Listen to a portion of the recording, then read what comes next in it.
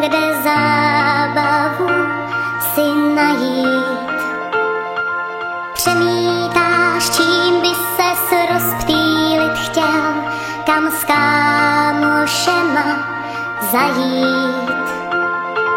V tom, kde se náhle vzal na nebi zvláštní úkaz. Spatříš 3 talíře plout oblohou a tak se náhle změní tvůj život v historku dobrodružnou. Koukáš, jak přímo k zemi